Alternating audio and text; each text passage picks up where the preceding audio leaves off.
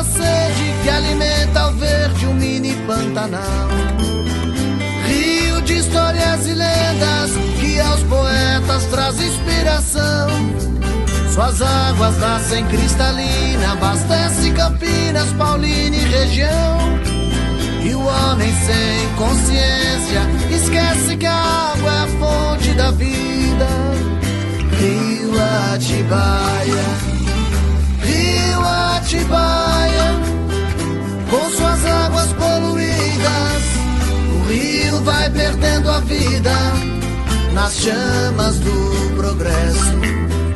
Rio Atibaia, Rio Atibaia, com suas águas poluídas, és a trinca na turbina das chamas do progresso.